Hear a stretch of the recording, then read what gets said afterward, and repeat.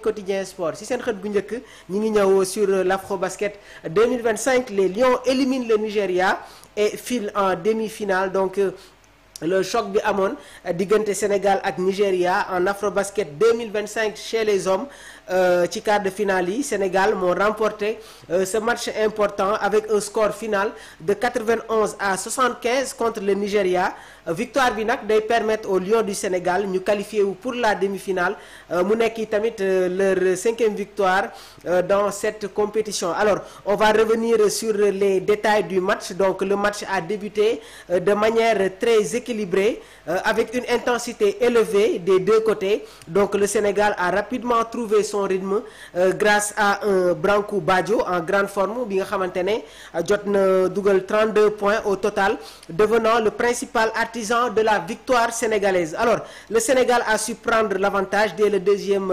quart-temps, profitant tamit de sa supériorité collective et de la défense rigoureuse. Démb ñi ngi ko doon wax bi fi jibi ña nekkee, donc bi ñu doon def analyse nee naa ko il faut que tamit ñu gën a appuyer sur l'aspect défensif. Loolu tamit bokk na sur les clés du match. Donc gis nañu démb li nga xamante ne moom mooy la supériorité collective waaye tamit une défense rigoureuse. Au retour des vestiaires nag les Lions ont accentué leur domination, donc dañu creuser l'écart jusqu'à 24 points au plus fort du troisième quart. Donc l'équipe sénégalaise a mis beaucoup de pression sur le Nigeria, limitant ses occasions et contrôlant le tempo du match. Malgré quelques tentatives de retour du Nigeria, le Sénégal a su conserver son avance waaye tamit gérer la fin du match avec sang-froid, remportant la victoire 91-75. Donc cette performance day permettre aux Lions de décrocher leur place en demi-finale de la compétition.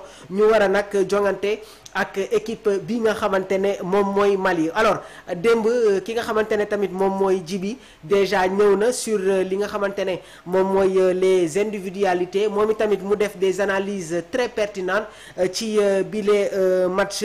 Donc gis nañu tamit que coach bi tamit renforcé na li nga xamante ne moom mooy son système défensif waaye tamit équipe nationale du Sénégal bi gis nañ ne que ils étaient très adroits devant le panier. Ñu jël la réaction de Univers Gaynde. ñu ngi lay nuyu di la jaajëfal. waaw Mamadou maa ngi lay nuyu di la ziar bu baax a baax. ñu ngi lay delloo ziar bu baax a baax a baax. waa sport live 221. waaw di nuyu aussi team bi yëpp maa ngi nuyu di nuyu ñëpp ñoom góor gi. ñoom Fatou Diakhoum baax. di nuyu daal gars yëpp daal soo limee da ngay juum. ñu ngi lay jaajëfal bu baax a baax a baax. Alors démb gis nañ ce sentiment ci match bi nga xamante ne amoon na diggante Sénégal ak Nigeria, jotoon nga joxe ay analyse. Lan moo nekkoon réellement démb la clé du match Univers? Vraiment démb gis nañu vraiment suñu équipe bi dafa ñu prestation bu mucc ayib. waaw ni ñu ko doon xaaree que qu'on dise moom Nigeria moom. ñëpp xam nañu seen grande équipe. C'est ça. waaw mais démb dafa mel ni match yi démb bi pour ñun moo gën a yomb sax match yi weesu. D'accord. waaw parce que sant nañu équipe bi. ils sont montés en puissance. D'accord. Des athlètes rompus à la tâche. Gérés dans l'effort. waaw ñu gis aussi un Branco. Il a été exceptionnel. su fi yemoon sax mu nekk MVP tey jii. Ouais. nekk le meilleur basketteur du tournoi. Branco. Il a été exceptionnel. Quelqu'un qui est concentré. amul dara lu koy perturbé. Ouais. boot comme un capitaine boot équipe am. Vraiment ñu gis aussi un Boaty aussi moom it qui a tout donné. D'accord. waaw. Alors Sénégal war a jongante ak équipe bi nga xamante ne moom mooy le Mali, nan la ñu war a aborder bi les rencontres bi nga xamante ne suñ si jugee war nañu dem jouer incha allah li nga xamante ne moom mooy la finale de l'Afrobasket 2025. waaw loolu dañ sawar tontu Mamadou. ci Mali. waaw. nañu bañ a commettre erreur bi ñu defoon zéro quoi xaw a sàggane début match bi. D'accord. mais nu ñu aborder comme contre Soudan ak comme contre Nigéria. suñu koy fait contre Mali rek amul benn problème. Très bien. on se connaît xamante nañu bu baax quoi. waaw parce que soo xoolee équipe Mali bi ak bon soo xoolee la majorité lu gën a baax ci joueurs maliens yi. xamante nañu joueurs sénégalais yi quoi ak ñoom Branco parce que dajowoon nañu U18. Très bien. waaw ñoom souvent dañ koy wax sax souvent dañu mais nag yaakaar naa ñun instant bi daal ñun amuñu dara la ñu ragal. merci Univers. merci beaucoup Univers donc ñu ngi koy jaajëfal. vraiment bonne émission kontaan nañu ci émission bi macha allah vraiment yàlla na yàlla yokk desal. merci beaucoup Univers ñu ngi lay jaajëfal yow tamit bu baax a baax a baax.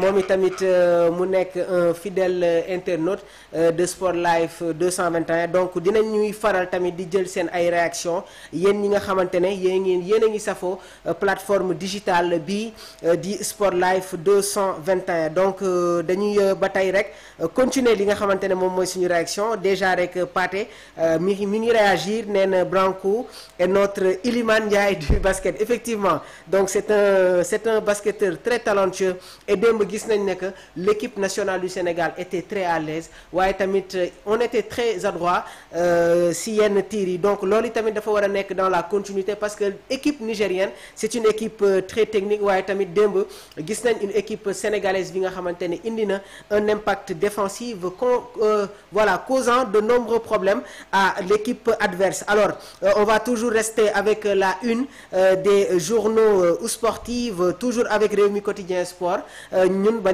gannaaw ba ñu ñëwee sur l'Afrobasket on va prendre une autre information bi nga xamante ne voilà day concerner Edouard Mendy nekk gardien de l'équipe nationale du Sénégal nekk tamit gardien ci équipe bi di Al Ahli gannaaw bañ ko désigner le nouveau capitaine donc Edouard Mendy a été nommé nouveau capitaine du club saoudien d'Al Ahli pour la saison 2025-2026 ki nga xamante ne nag moom mooy seen entraîneur Mathias Jesle a fait ce choix fort en faveur du gardien international sénégalais de 33 ans bi nga xamante ne nag jot na imposé wu comme un leader naturel et une figure clé du vestiaire depuis son arrivée il y a 2 ans ce nouveau rôle de capitaine nag arrive après le départ de Roberto Firmino nekkoon ancien joueur ci équipe bi di Liverpool avant muy dem dans le championnat saoudien jóge na nag ci équipe bi nga xamante ne moom mooy Al Ahli loolu moo waral seen entraîneur bi di Mathias moom itamit jot na désigné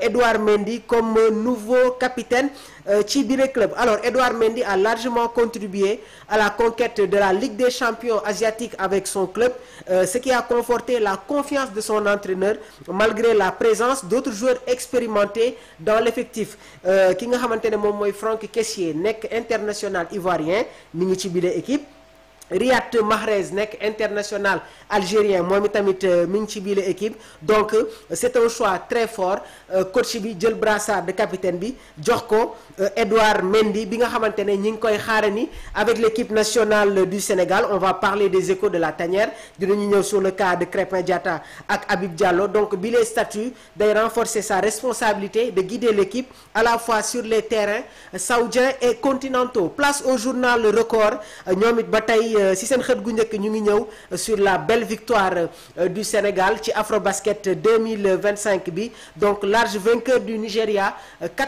91-75 gis ngeen écart bi gis nañ tamit l'entraîneur de l'équipe muy Desagana Diop nee na le travail continue il ne faut pas s'arrêter là l'objectif est clair il faut ramener l'Afrobasket indiwaat ko titre bi nga xamante ne ñu ngi siy daw maintenant depuis plusieurs années place au journal Point Actu Sport ñoom it ba tey si seen xët bu njëkk ñu ngi saluer la très belle prestation alors de l'équipe nationale du Sénégal qui va retrouver le Mali en demi-finale l'autre information si journal bi di Point Actu Sport dafay concerner voilà la Ligue des champions donc les barrages Benfica approché par Fenerbahçe donc Benfica doon football ak équipe bi di Fenerbahçe donc match boobu ñu jeexee sur un score nul donc mu nekkoon tamit le match aller des barrages de la Ligue des champions UEFA donc les deux équipes nag am nañu des opportunités mais aucune n'a réussi à concrétiser ce qui laisse la qualification ouverte pour le match retour alors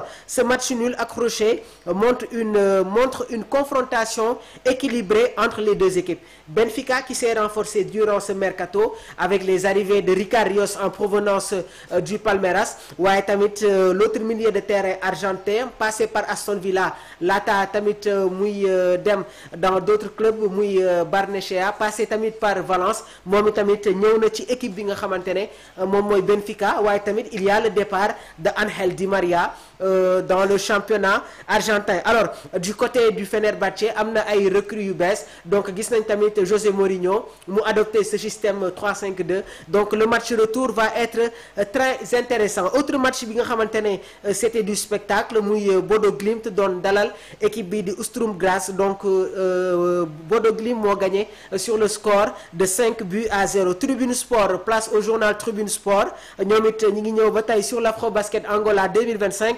Le Sénégal retrouve le Mali en demi-finale donc les Lions dinañu am temps souffler un peu préparer le match et comme ni ko góor gi souligné léegi nii il faudra aborder ce match comme ni ñu aborder match bi nga xamante ne joué nañ ko dem contre le Nigeria du ñu nekk ay complexé.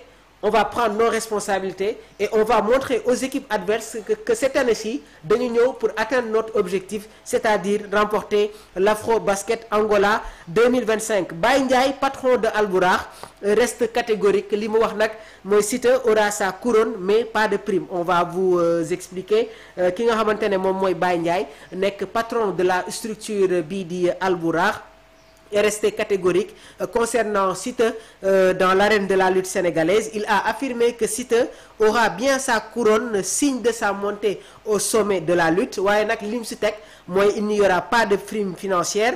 Ce positionnement nag day souligner une approche claire et stricte dans la gestion des enjeux financiers autour des compétitions. Donc mu nekk tamit dans un entretien exclusif sur Al Bouraq TV Baye Ndiaye a aussi révélé que le combat entre Balla Gaye ak Siteu a été un véritable record en termes de vente en pay-per-view confirmant la popularité waaye tamit li nga xamante ne moom mooy la bankabilité grandissante de Siteu dans le monde de la lutte. Alors Siteu jamono ji nag il fait partie il faut le dire des ténors de la lutte sénégalaise gannaaw ba mu amee une victoire étincelante face au Lion de Guédiawaye ki nga xamante ne moom mooy Balla Gaye numéro 2. Siteu tamit am na ay quelques problèmes yi nga xamante ne war na ko régler mooy mbirum dopage bi mais pour le moment gis nañu yenn prometteur ñi ngi commencé di démarcher son prochain combat. Toujours avec le journal Tribune Sport ñoom it ba tey ñi ngi ñëw sur les propos de Mohamed Salah.